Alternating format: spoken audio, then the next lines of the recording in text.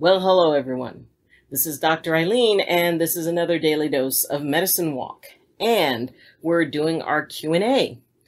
I was thinking about just doing 3, but I've really received some, good feedback and good response from it. So we're going to keep going with it. And I find it really kind of cool and interesting because the questions that come up are things that people have asked, and enough people have asked them so that, the Google, algorithm decides, okay, these are the most asked questions, so we're going to put them right at the top.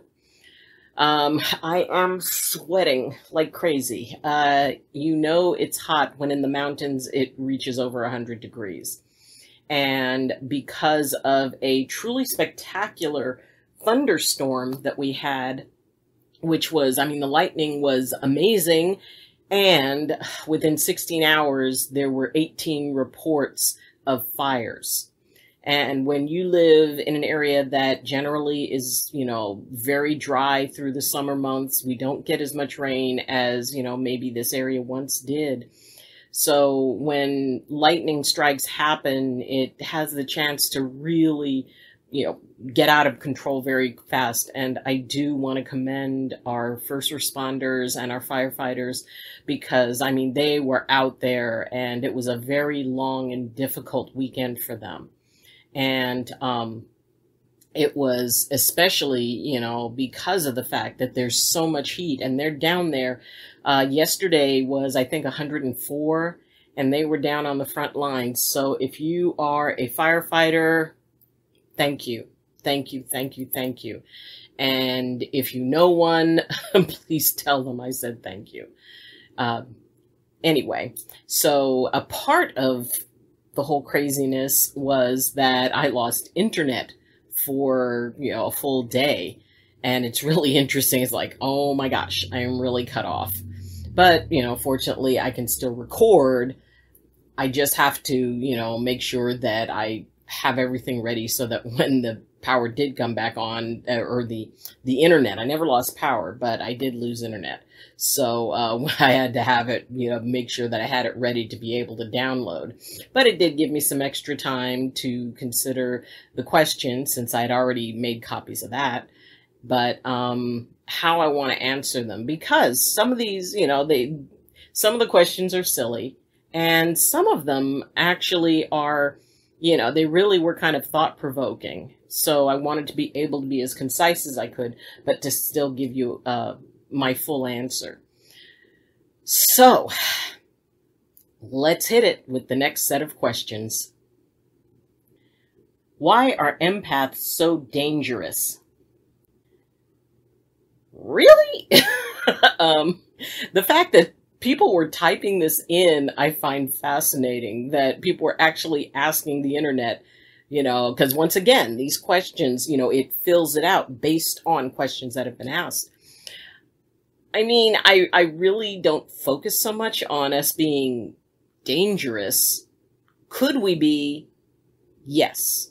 Because when you really know how to manage empathy, both to receive and transmit, I don't consider it dangerous, but I do consider that there are empaths out there who know how to use it and will use it to their advantage. So basically, I would say that the main reason that empaths would be considered, dangerous is because when you know how to use that ability, there is almost no defense for it. So, yeah. And the vast majority of empaths would not use it in that way. But there are those who do. They're very good at it. And a part of the reason why, I want to have people more informed about empathy, both for the sake of the empath and for the sake of the people dealing with them. But, dangerous, not so much. But, there's everything has light and shadow, and there's always a potential for that. And that's why empaths like me like to keep an eye on people. So we know how to look for it. So that's okay. We're on the job. Why are empaths on Earth? Pretty much the same reason why everyone else is. Because we're all here to learn and to grow. I will say that I think that empaths are here very much because we can be mirrors for people, because by being able to reflect what someone else is going through, that allows them to see it, and it allows people to be understood. And I would say that it's very important, especially in today's world, that people feel understood, because there are so many ways that, we get divided. So by having a group of people who can be able to kind of form that bridge and help people find understanding, because we can understand what both sides are feeling. So I would say that that's a very good reason for us to be on Earth. And we're just really nice people, and we're a hoot. So yeah, that's why we're here, to learn, to grow just like everyone else, and to also be able to help people find better ways to communicate with one another and to understand themselves. Why are empaths so emotional? Technically, we are no more emotional than anyone else around. We appear more emotional because we are reflecting the emotion around us. When we're not around real emotional people, we're pretty much right there with everyone else. Everybody has good days, everybody has bad days, everybody has things they're more sensitive to based on their life experience. And it's important to remember that if we're being very emotional, that usually means, especially when we haven't quite learned yet how to manage our empathy or turn it down, it means that we are going to reflect what's going on around us. So consider what the environment is, and that's usually how the empath ends up swaying. Why are empaths lonely? I don't consider us really lonely. Well, I guess if you address it that, why do empaths tend to keep to themselves? It's because, especially, when you feel so much, when you're alone, all the noise stops, all the static stops, all the craziness stops, and we can be able to kind of find ourselves. So if, an empath chooses solitude because it's too uncomfortable for them to be out in the real world, even if it's a necessity, you can still be lonely, because we are still communal creatures, and empaths, we resonate with people. So there's kind of that pull back and forth, that desire not to be, overwhelmed by what's going on, and our instinct that more than most to create connection, to maintain connection, to have connection. So, we are not by nature lonely. And well, the only other thing to that would be if, hey, Luna, well, come on up. The only other thing to that would be that sometimes it's hard because people don't always get us. People don't always understand what we're going through. And, for some, they may have been labeled overly dramatic or overly sensitive or, whatever. And so because not that many people understand how empathy works, which, I'm working on changing that. Yeah, it can be hard to have these good, close relationships because we're misunderstood a lot. But, with any luck, that will get turned around as more and more people become aware of the nature of empathy. Why are empaths drawn to narcissists? Well, that is a definite phenomena. And people are usually, people who are narcissistic are very, very, full of their own opinion. They are right. They are strong. They should be listened to. And the thing is that when you have somebody whose emotions are that much focused on themselves and, that they have this really high opinion of themselves, an empath can get caught in that. Because if somebody has an emotion that strong or that intense, the empath is going to feel it. And so, being an unmanaged empath around a narcissist means there's two people who think that that person is, is all that and a bag of chips.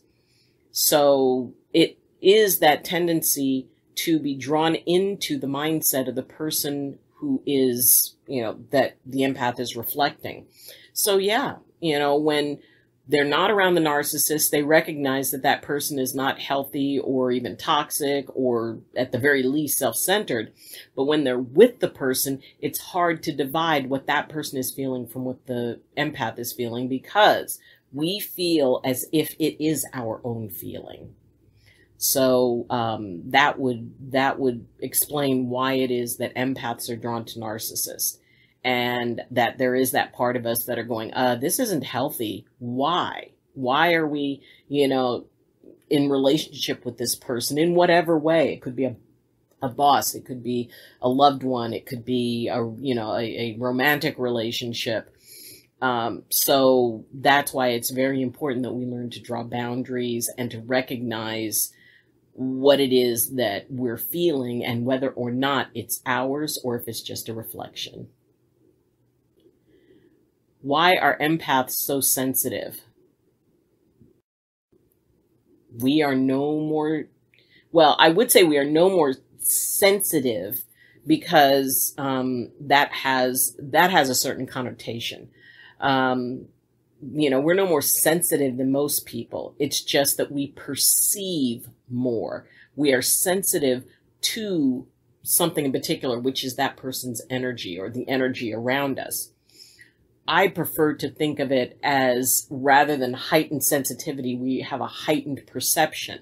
And that perception can affect us in different ways. It can be, if it's a really, large energetic experience of a particular emotion, it can be overwhelming. We are sensitive in that we are aware of more. We have a heightened awareness. Sensitive in the bad connotation, which empaths often get accused. Oh, you're just too sensitive. There's nothing wrong with being sensitive, as long as there's a balance point with it. The only time when being sensitive is a problem is when it overwhelms you, when you no longer have choice, and when you cannot have clarity and think things through, when you just, get sucked into the undertow with it.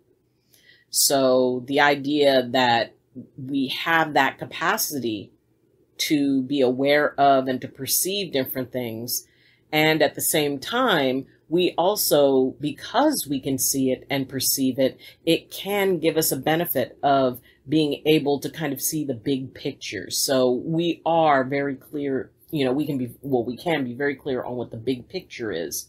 And at the same time, be aware of, the little bits and pieces that make up the big picture. So, yeah, we are sensitive, but in the good way. In the way that we are perceptive, that we are aware, and that we gain insights because of empathy that most other people don't have. So, yeah, we're sensitive, but it's not a bad thing. So, that's it for the questions for today. And I thank you for joining me. And I hope that, you guys are getting stuff out of this. The people who have responded really positively, and kind of like the idea of continuing this sort of, question and answer type of thing from Google. So I will keep doing it. I'll probably, well, actually, I won't say how many more. We'll do it until something else comes up. So thank you for joining me. And if you like what it is that, if you like what's being put out, then please like this video. If you're listening in on Blog Talk Radio, I encourage you to follow the link in the description to the YouTube page. And you can place comments in both. And I do check the comments and read them. And if you want to connect with me one-on-one, if you have a particular question, or if you have a topic you'd like me to cover in a video, you can reach me through my, well, of course, you can reach me through comments. You can reach me through my Facebook group, Medicine Walk with Dr. Ayleen. And you can follow me on Twitter and message me through that. Or you can reach me through the email address that's in the description for both. If you like this, then please press the like button, and if you would consider subscribing, that would be awesome. It would really help me out and help the channel to grow. So again, thank you for joining me, and as always, I wish you balance, and I wish you blessings from my heart to yours. Love you, and see you next time. Hopefully it'll be cooler. Bye.